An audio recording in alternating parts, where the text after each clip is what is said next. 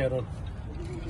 Sir करीब 2 सप्ताह होने जा रहे हैं एनएसयूआई की देखिए, जिस प्रकार से इस पूरी सरकार को आरएसएस ने कैप्चर कर रखा है, दादागिरी करते हैं, नियम विरुद्ध कार्य करते हैं,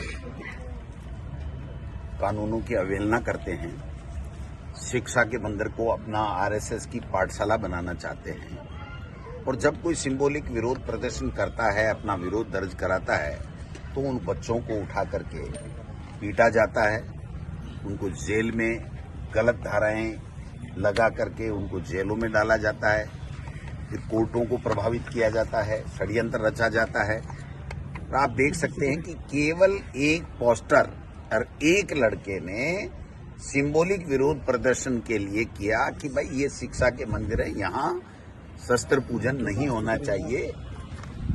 मैं समझता हूं कि उसके बाद में जहां ये पोस्टर फाड़ा गया वहां पर कोई कार्यक्रम ही नहीं था। उन्होंने बरसात के कारण से अपने कार्यक्रम को दूसरी जगह ले लिया था और उसके बावजूद भी आज 15 दिन से 9 लोगों पे मुकदमा, विभिन्न धाराओं में 2 मुकदमे दर्ज किए। एक घटना के 2 मुकदमे, एक एबीवीपी के कार्यकर्ताओं के द्वारा, एक पुलिस के जो थानेदार के द्वारा, एसएचओ के द्वारा। और उसके बाद में किस प्रकार से आप देख सकते हो कि कोर्ट को भी प्रभावित किया गया, गलत जानकारियां दी गई। अगर इनके खिलाफ जो 3 लोगों की जमानत खारिज हुई, इसमें लिखा कि इनका आपराधिक रिकॉर्ड है, तो कौन सी हत्या कर दी, कौन सा बलात्कार कर दिया, कौन सा क्या संगीन धाराओं का अपराध कर दिया। कहीं धरना प्रदर्शन करते हुए स्टूडेंट लाइफ में कोई मामला हो गया था तो फिर ये पुलिस 2 साल से सो रही थी क्या? इनको वो मुकदमे के अंदर कार्रवाई क्यों नहीं करनी चाहिए थी? लेकिन जिस प्रकार से यहाँ पर आरएसएस पूरी सरकार चला रहा है, मुख्यमंत्री तो बिल्कुल और बिल्कुल डमी मुख्यमंत्री है, बिल्कुल पपेट है, कुछ भी नहीं पता है उनको और उनके हाथ में कुछ है भी नहीं। जब उनसे कोई बात की जाती है, लोग बाग बताते हैं कि बात करते हैं कि साहब मैं क्या कर सकता हूँ, या तो दिल्ली की पर्ची लाओ या भारतीय भवन की चिट्ठी लाओ। तो मैं समझता हूँ कि ये बहुत गलत हो रहा है, ये कानून की धज्जियां उड़ाई जा रही हैं, ये अन्याय किया जा रहा है इन बच्चों को। अभी मैं मिलने आया, एक बच्चे से बात कराई टेलीफोन पे, 2 बच्चों से बात भी नहीं कराई। तो ये हो क्या रहा है? कोर्ट के अंदर बिना बुलाए आईओ जाता है कि साहब हमारी सरकार का प्रतिष्ठा का सवाल है। आरएसएस को कैसे आंख दिखा दी, आरएसएस का पोस्टर के हाथ कैसे लगा लिया, भाई साहब पता ही नहीं चलेगा। ये आरएसएस जो है, वो जब आजादी की लड़ाई कांग्रेस के सिपाही लड़ रहे थे तभी आरएसएस कहाँ था? इनकी जो कथाएं हैं, जो पुस्तकों में लिखा है, इतिहास के पन्नों में दर्ज है, कैसे माफी मांग मांग के आए थे, पेंशन अंग्रेजों से लेते थे, सारी बातें आपके और हमारे सबके सामने हैं। इस तरीके से इन बच्चों के साथ में केवल 151 का मामला बनता है। अगर ज्यादा से ज्यादा कोई बात बनती है तो 151 के अंदर शांति भंग में उनको 1-2 लड़के को किया जा सकता है। और हमने स्वयं ने 1 तारीख को, मैंने खुद, महेश चौधरी मेरे से मिला तो मैंने कहा भाई आपने पोस्टर हटाया वहां से? कि साहब मैंने हटाया। तो मैंने कहा आपने हटाया तो आपको जाकर के कह देना चाहिए। मैंने चला करके कि ठीक है, हम कानून का सम्मान करते हैं, अगर कोई बात हुई है तो। बच्चों ने अगर उनसे पूछा मैंने, तो उन्होंने कहा पुलिस ने कहा था कि हम परमिशन देंगे आपको शांतिपूर्वक विरोध प्रदर्शन की, और जब नहीं दी गई तो फिर अचानक हमने इस तरह से किया। आज 15 दिन से जेल के अंदर है।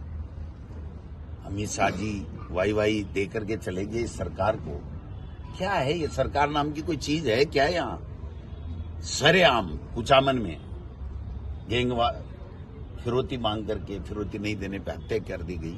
आज गंगानगर, चूरू, सीकर, झुंझुनू, जयपुर, सैकड़ों लोग, पुलिस पे कोई भरोसा नहीं है, इसलिए सैकड़ों लोग पैसे दे दे के अपनी जान बचा रहे हैं। जब डीजीपी साहब से हम मिले थे, मैं और जूली साहब, तब हमने कहा था कि कोई बात नहीं है, आपने अपनी प्रतिष्ठा का सवाल सरकार ने और आरएसएस ने बना रखा है, बच्चों की जमानत कोर्ट जब लेगा तब ले लेगा, लेकिन ये गैंगवार तो रोको। आप इस तरीके से जो गैंगस्टर पैसे ले करके लोगों की हत्याएं कर रहे हैं, धमका रहे हैं, है ना?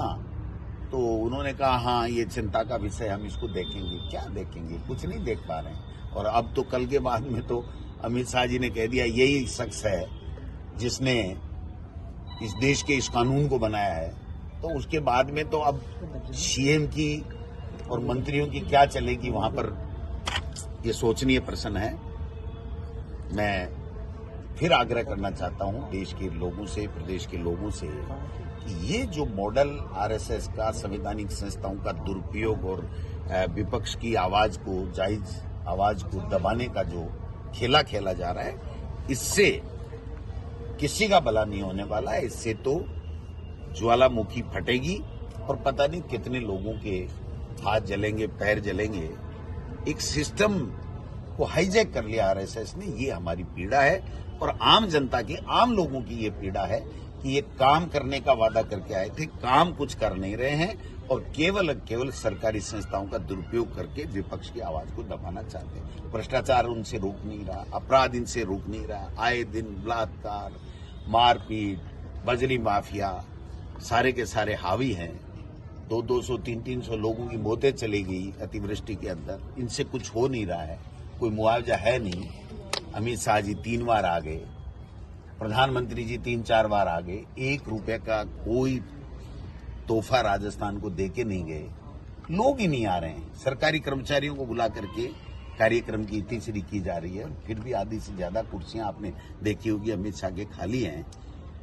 मैं समझता हूं कि ये ठीक नहीं है और प्रदेश के हित में भी ठीक नहीं है। इनको इस तरीके से अब तो सवाल ये उठने लगे, लोग एक चर्चा का विषय हो गया कि हो क्या गया। कोर्टों को इस मामले में सोचना चाहिए, कोर्टों को इस मामले में सोचना चाहिए कि किस तरीके से ये लोग बाग सिस्टम को हाईजैक करके कोर्टों को भी भ्रमित करने का काम कर रहे हैं। कम से कम कोर्टों को भ्रमित होने से बचना चाहिए, तभी न्याय मिलेगा। कह रहे 3 साल में न्याय मिल जाएगा। एक पोस्टर के हाथ लगाने से 15 दिन में जेल में बंद है और यहाँ भाषण लंबे लंबे अमित शाह जी झाड़ के चले गए कि कोई भी कैसा भी हो सुप्रीम कोर्ट तक न्याय मिल जाएगा। एक बच्चों को 15 दिन से जेल में है, इनकी जमानत की सुनवाई नहीं होने दे रहे हैं सरकार में बैठे हुए लोग। पूरी की पूरी ब्यूरोक्रेसी आरएसएस की कठपुतली बन चुकी है और ये देश के लिए, प्रदेश के लिए घातक। अध्यक्ष जी, आरएसएस कार्यकर्ताओं ने जो मारपीट की थी एनएसयूआई कार्यकर्ताओं के साथ, कुछ नहीं हुआ उसका, उस मामले में क्या चल रहा है? कुछ नहीं हुआ। मैंने कहा था उस दिन डीजी साहब को कि आपने एफआईआर लॉन्च नहीं की। नहीं, रात को 11 बजे कर ली। 5 दिन बाद में, 6 दिन बाद में तो एफआईआर लॉन्च की। 25 लोगों ने हथियार से, त्रिशूल से मारा, 10 जगह घाव हो गए। वो भी एक एससी का बच्चा था, दलित समाज का बेटा था। उसका सर फोड़ दिया, हाथ तोड़ दिया, अंगुली में फ्रैक्चर आ गया। आज तक कुछ नहीं हुआ। एक आदमी को गिरफ्तार करके ये बताते कि न्याय है। न्याय नहीं है यहाँ। यहाँ तो अन्याय है, अत्याचार है, शोषण है, दादागिरी है। ये सारी चीजें चल रही हैं जो पूरे प्रदेश के